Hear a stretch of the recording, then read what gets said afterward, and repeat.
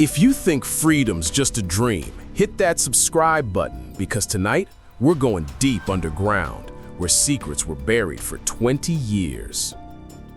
It started on a gray morning in upstate New York.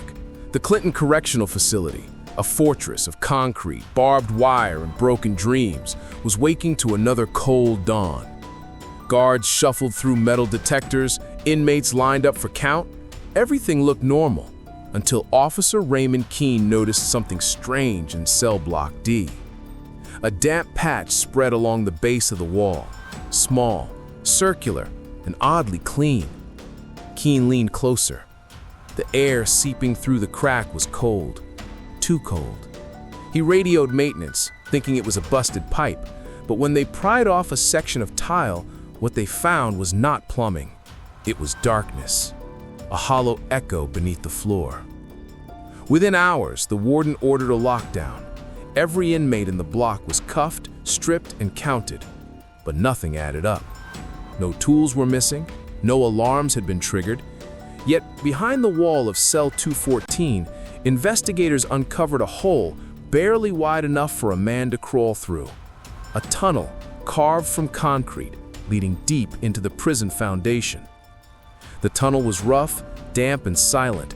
Its walls showed years of work, hand-chiseled stone, layered dust, hidden supports fashioned from bed frames and mop handles. Whoever built it had time, patience, and knowledge of the prison's architecture. But the strangest part wasn't how it was made. It was what they found at the end. About 30 feet in, the air thickened with mold. Flashlights flickered off rusted cans, torn blankets, and a faded map of the prison drawn on a scrap of cardboard. The path sloped downward until it opened into a narrow chamber braced with wooden beams and scattered tools that looked untouched for decades. Could this be from the 2005 escape? One investigator whispered. But the evidence was older, far older. Some of the tools dated back to the early 1990s. Detective Laura Hensley, brought in from the state's cold case division, studied the markings carved into the tunnel walls. Numbers, names, one phrase repeated over and over. Freedom is beneath. The media caught wind fast. Secret tunnel beneath prison discovered after 20 years, screamed the headlines. Locals gathered outside the gates. Some claimed their relatives had vanished while serving time there. Others whispered about guards who knew too much and transferred out before the millennium. Hensley's instincts told her this wasn't an escape attempt, it was something bigger. The architecture was too precise, the route too deliberate. Whoever built it wasn't trying to flee unnoticed. They were building something meant to last. Back in the warden's office, she laid out a photo from the tunnel floor, an old prison badge half buried in dust. The nameplate was almost gone, but one letter remained visible: R. Officer Raymond Keene froze when he saw it. The badge matched the uniform design discontinued in 2002. And the serial number? It belonged to a guard who disappeared 20 years ago. Official record: resigned voluntarily. But when they pulled the personnel file, the photo told another story. The man's face was unmistakable. It was the same guard standing beside Keene in the discovery photo that morning, gray-haired, alive, and working inside the prison for the past decade under a different name. And when investigators rushed back to cell block D to confront him, he was gone, vanished, leaving behind only a ring of keys and a note scrawled on the wall above the tunnel entrance. You finally found it. Detective Laura Hensley didn't sleep that night. The man they'd known as Officer Daniel Rourke had vanished without a trace. No exit logs, no camera footage, no sign of forced departure. It was as if the prison itself had swallowed him whole. The warden ordered another full lockdown, every cell searched, every gate sealed. But something about the way the other guards reacted told Hensley this wasn't just one man's secret. There was fear in their eyes, the kind of fear that only comes from knowing the truth and staying silent for years. She went back into the tunnel, this time with a forensics team and a generator. The air was heavy with damp concrete and secrets. Every inch of the passage told a story. The scratches, the improvised supports, the carvings etched into the stone.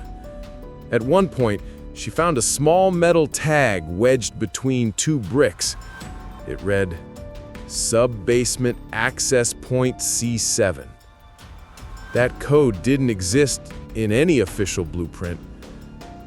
When she pressed the warden for answers, he hesitated, then pulled a confidential document from a locked drawer.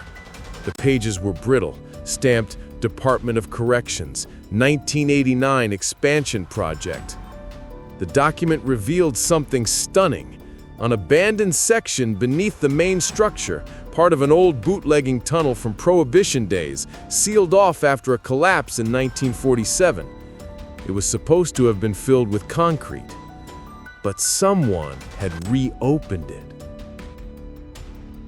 Late that evening, the forensics team unearthed an old wooden door deep within the tunnel, warped with moisture, sealed with chains. The sound of the chains snapping under the bolt cutters echoed through the chamber like gunfire. Behind the door was a narrow staircase spiraling downward into total blackness. At the bottom, they found a hidden corridor lined with crude ledgers, photographs, and evidence boxes. Some were labeled with inmate numbers that no longer appeared in prison records. Others bore no markings at all. This isn't just a tunnel.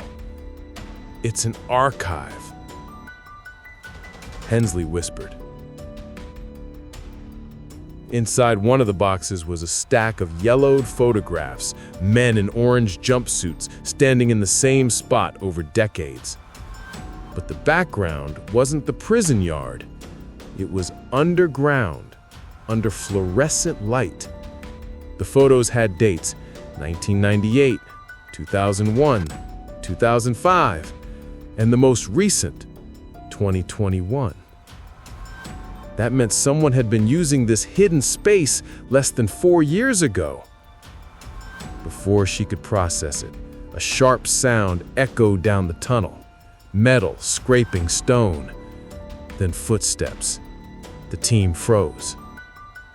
"Who's there?" one officer shouted, his flashlight trembling.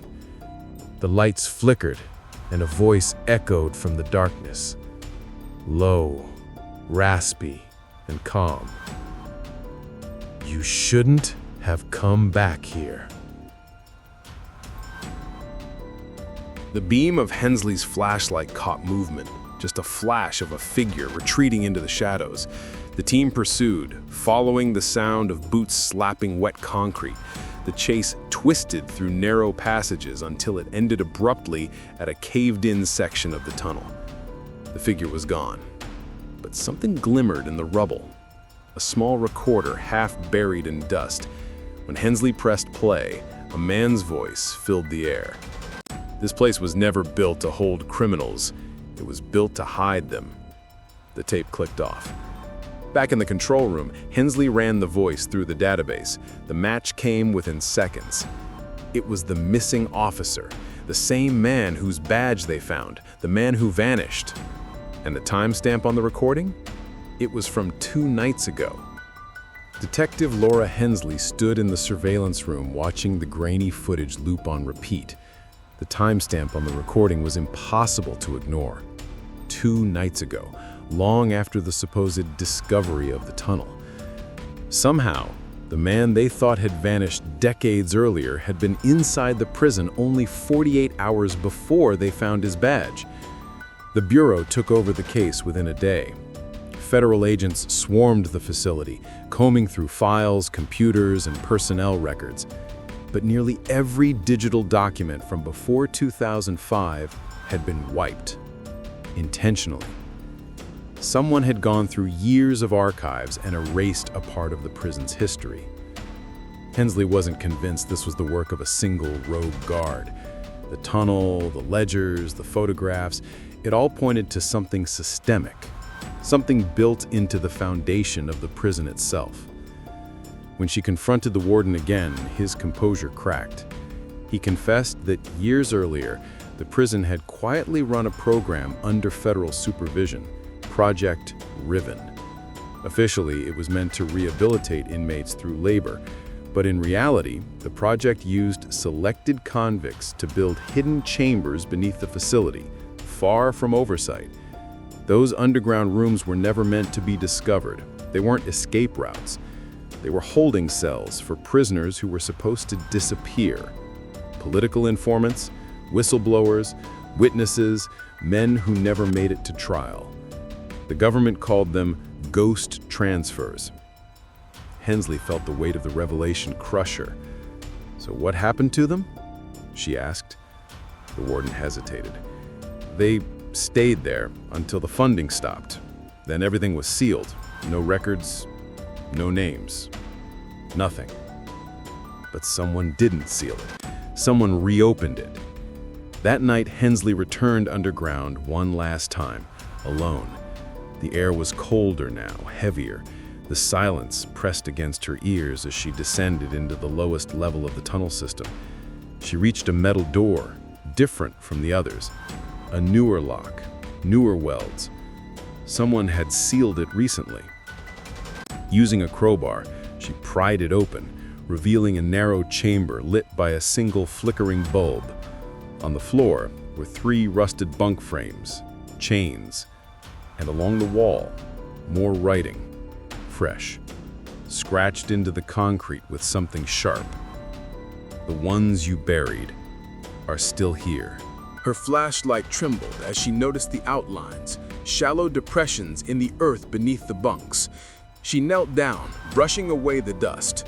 What she saw made her stomach twist. Human remains, several skeletons, their wrists still bound. Each had an ID tag matching inmates listed as transferred or released. The air shifted behind her, a faint creak of boots on gravel. Hensley turned slowly. A man stood in the doorway, his face half lit by the weak bulb. Gray hair, cold eyes, the missing officer. "You were never supposed to find this," he said quietly. "Who are you?" He smiled faintly. The last one left to guard the truth. Before she could draw her weapon, the man stepped backward into the shadows. A hiss filled the air, a spark, then a sudden flash. The tunnel exploded in dust and fire as concrete collapsed between them. Hours later, rescue crews pulled Hensley from the rubble, alive, barely conscious. The tunnels had caved in completely. The man's body was never recovered. The prison was shut down within weeks. Official reports blamed structural instability. The Department of Corrections denied any knowledge of underground facilities. But 1 month later, Hensley received a package at her home, no return address. Inside was a single key, a USB drive, and a note. The note said only, "There's another tunnel, same design, federal grounds." The file on the USB contained blueprints, coordinates, and a date, December 12th, 2025. If you think the tunnel story ended here, you're wrong. Something's still buried beneath the surface. Hit subscribe, because what comes next will shake everything we thought we knew about America's prisons.